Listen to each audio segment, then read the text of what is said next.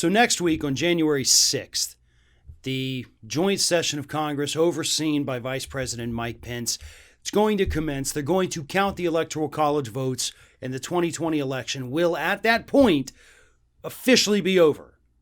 Right? There's no more challenges. There's no more ridiculous court cases. There's no more ridiculousness from Republicans and trying to overturn it, and no more talk of coups. It's done, except for the events that Republicans are planning on that day to protest the election that they have already repeatedly protested. And unfortunately, those in D.C., business owners in D.C., hotel owners in D.C., are having to prepare for a day of violence.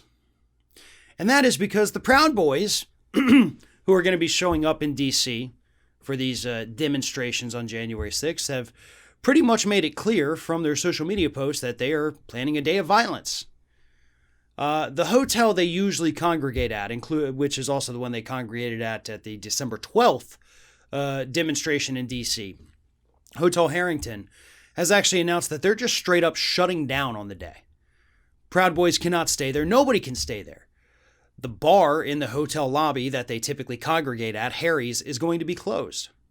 And the hotel is doing this because of what they have seen online from the Proud Boys post. They fear for the lives of their staff. They fear for the safety of themselves, to the point where they are willing to give up all the profit they would make from these crazed Trump-loving individuals staying at their hotel, getting drinks at their bar. They would rather not make that money than have to serve these people. That tells you a lot about what the Proud Boys are. But here's the problem. Proud Boys typically show up, and unlike Antifa, who shows up with, as we've heard, milkshakes, eek. Proud Boys show up with guns. Proud Boys show up in flak jackets. They show up like they're about to storm Fallujah, while, Antifa, they have a mask on. Yeah, the Proud Boys are a real threat. The FBI knows it. Law enforcement agencies across the country know it. We've seen the emails. They know it. And they know what these individuals are doing. Hopefully, we can get through January 6th without any violence. Hopefully, we do not see any kind of atrocities being committed by anyone on January 6th. But after January 6th, one of the priorities of this country has to be deprogramming. We absolutely have to get through to these individuals and break them out of their Donald Trump is God trance. And furthermore, could you imagine any other human being that is less admirable, less likable than Donald Trump? Like, how in the hell did this man become their idol? I could understand. Believe me, I could totally understand if there was like some kind of cult around like a George Clooney type, a Brad Pitt, really anybody from the Ocean's 11 movie, not the sequels, but Ocean's 11, sure. Or if there was a cult around Scarlett Johansson, sure. These are individuals, attractive, they're smart, they're good actors, they've got money, but then you pick a guy like Donald Trump instead.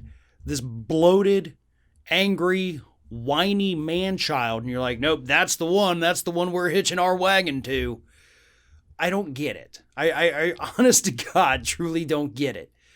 I don't get any kind of celebrity or hero worship or anything like that, but at least maybe next time pick somebody who's not such a grotesque, disgusting, inside and out individual. If you're gonna have a cult, at least make it around somebody that people can understand why you would pick them to be your leader.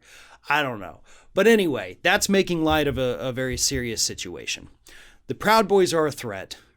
The Proud Boys need to be deprogrammed, and law enforcement better be on guard, because these people are the real threat.